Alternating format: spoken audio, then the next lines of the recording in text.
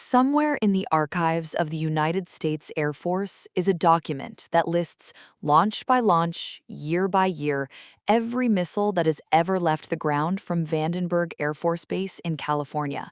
Over 1,700 of them. The dates are there, the rocket types are there, even the nicknames they gave each mission are there. Names like Livid Lady, Dead Heat, Crash Truck, Bailout. But for dozens of those entries, sometimes several on the same page, the nickname column reads simply NA, data not available. And next to those blank names, a rocket type that launched cargoes so sensitive the government won't even tell you what they were called. Hold on to that thought, because buried at the very back of this document is a section about one particular launch site, a site that was destroyed in an explosion before a single missile ever left it. We'll get there, but first, we need to go back to the beginning. December 16, 1958, a base on the central California coast, Point Argello, soon to be absorbed into what would become Vandenberg Air Force Base, fires its first missile. It is a Thor, an intermediate-range ballistic missile, the kind of weapon built to carry a nuclear warhead across thousands of miles. The mission is listed in this document simply as Launch Number 1, Cumulative Booster Count 1, Cumulative Command Count 1. The Royal Air Force of Great Britain is in that command column because this wasn't just America's base. The British were here too, learning on American soil how to fire American missiles aimed at the Soviet Union. That is the world this document was born into.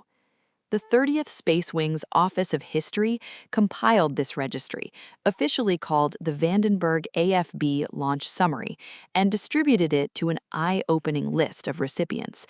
The Air Force, the Navy, NASA, Strategic Air Command, the Aerospace Corporation, Boeing Defense and Space Group, TRW, Lockheed Martin, the Jet Propulsion Laboratory. This wasn't a document for one office. This was the official institutional memory of one of the most consequential pieces of geography in American military history. And it is dense. 113 pages, over 1,700 individual launch entries, each one a row in a vast table that spans 4 decades of Cold War aerospace history. If you were to read this document the way it was meant to be read, the way a base historian reads it, it would feel like ledger entries, dry, bureaucratic, column after column of dates, facility codes, vehicle types, programs.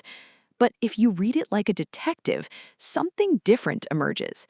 Look at the mission nicknames. In the early 1960s, the Air Force was launching Thor missiles so fast, sometimes multiple times in a single week, that the mission names start feeling almost surreal.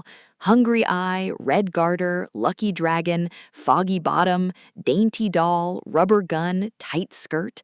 These are not names chosen for drama. They were chosen to be unmemorable, bland enough that if someone overheard them, they'd think nothing of it. The name was never supposed to tell you anything. That was entirely the point.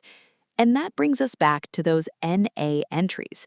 Hold on here, because this is where the document gets genuinely strange when you start counting them up. Page after page, running right alongside named missions, there are launches with no nickname at all, listed only as NA, and marked with a small asterisk that refers to a footnote at the bottom of the page. That footnote says just 4 words: data not available, not classified, not restricted, not redacted, simply data not available, as though the information was never there to begin with. And these missions weren't small.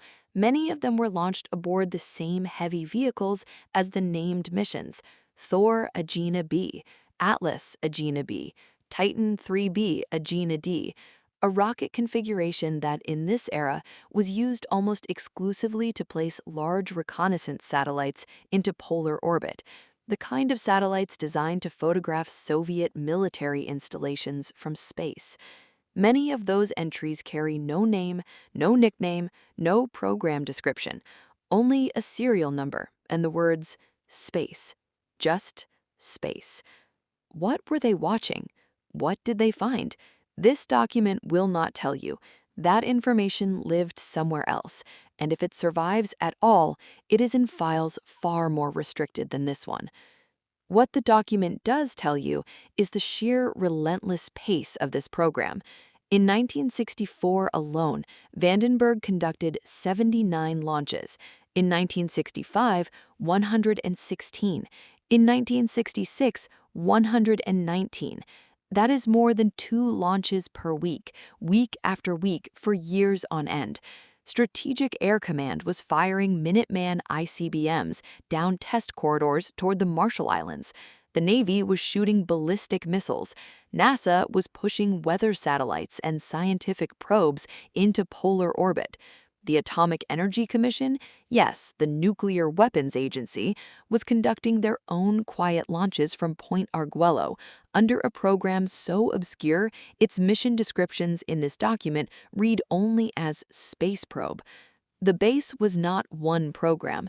It was a dozen programs running simultaneously, sharing a coastline, taking turns with the launch pads, each one operating in its own bureaucratic compartment.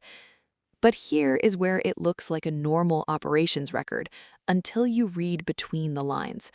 Look at the launch facility guide near the back of this document.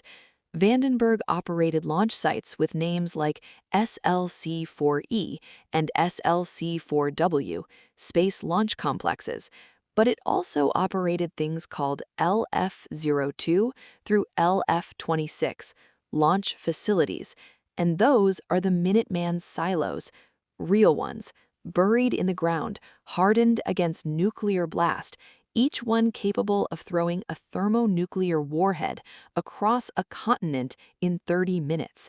And throughout this document, those silos are firing, not in wartime, but in test after test after test.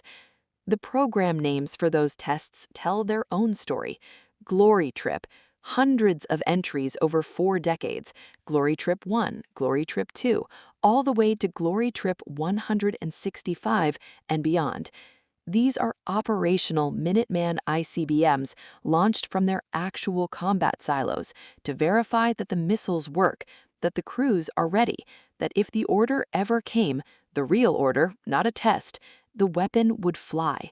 Every time one of those entries appears in this document, it means an Air Force crew was sitting underground in a capsule, turning their keys, pressing their buttons, and watching a live nuclear-capable missile rise from the California coast and travel thousands of miles across the Pacific to splash down near the Marshall Islands.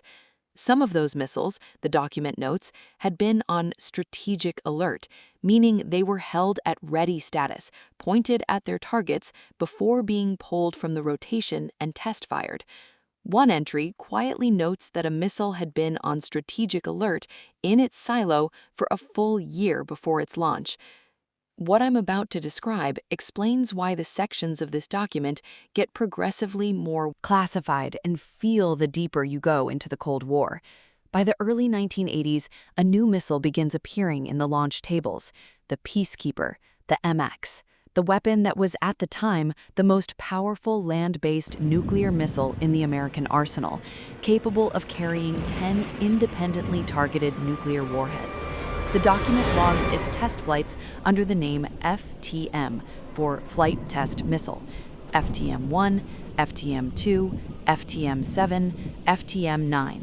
Test after test, quietly documented here in a row, alongside weather satellite launches and commercial spacecraft. And the launch pad used for those Peacekeeper tests, TP-01, is described in the launcher status section with characteristic understatement.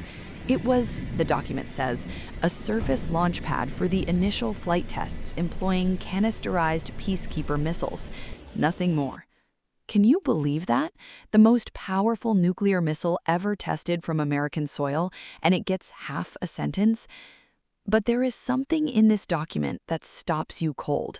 It is a single footnote in the launcher history section, a section that lists every launch facility ever constructed at Vandenberg, its acceptance date, its first launch date, and its current status. Most entries say things like decommissioned and stripped, or active or inactive. One entry says something different.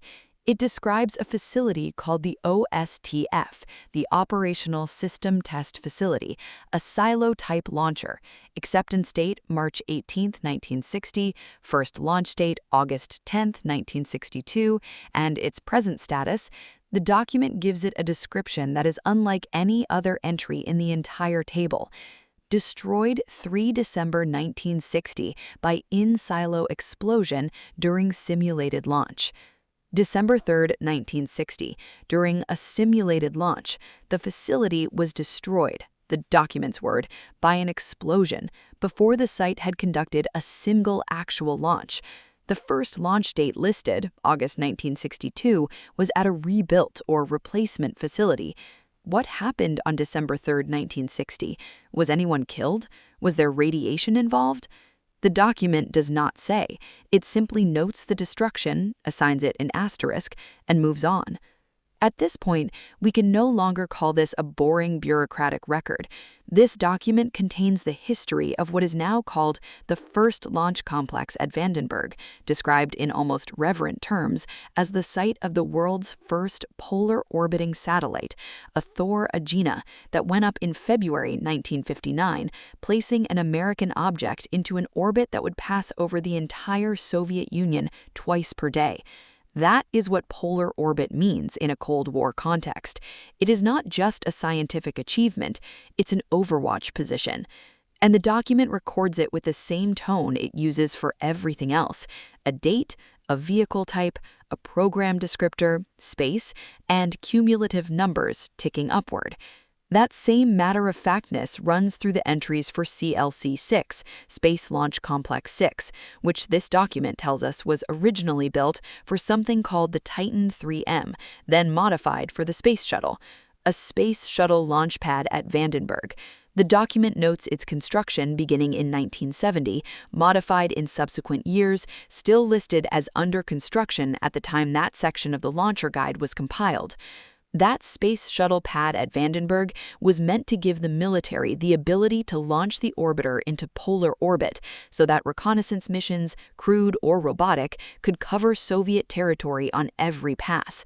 It was eventually canceled. The document records it without editorial comment. The same restraint applies to the Titan IV entries in the 1990s.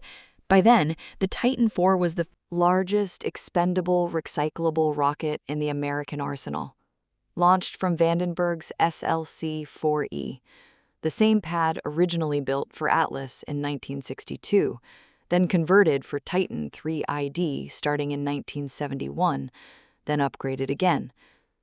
The payloads on those Titan IVs, listed in this document simply as K-15, K-22, K-13, single letters and numbers. The program descriptor, space, the command, AFSPC, Air Force Space Command. No one reading only this document could tell you what those satellites did. This document was not designed to tell you that. It was designed to count, to record, to maintain the institutional memory of a base that, from 1958 through the day this document was compiled in February 2000, conducted over 1,770 launches. Missiles pointed at oceans, satellites released into polar darkness, nuclear warheads that flew their test trajectories and splashed harmlessly into Pacific waters because this time, this particular Tuesday morning in 1973 or 1981 or 1994, no one gave the real order. The document ends quietly. The last entry logged before it was printed is January 26, 2000. A spacecraft called JAWSAT launched aboard a Minotaur, a hybrid rocket built from decommissioned Minuteman II stages, topped with commercial upper stages. The old, repurposed for the new. The missile that was once pointed at Soviet cities, converted into a launch vehicle for a small research satellite called, almost poetically, JAWSAT. The base historian signed his name to the foreword, Jeffrey Geiger, Office of History. He noted that questions could be directed to him at a DSN number and a commercial phone line. After 1,770 entries, After 4 decades of nuclear readiness, spy satellites, experimental probes, and an explosion that destroyed a facility before it ever launched a single thing, after all of those missions like Livid Lady and Bailout and Crash Truck, after all those rows marked simply NA, data not available, after all of it, only one question remains. Of everything that left this coastline between 1958 and 2000, how much do we actually know about what it was and what it found?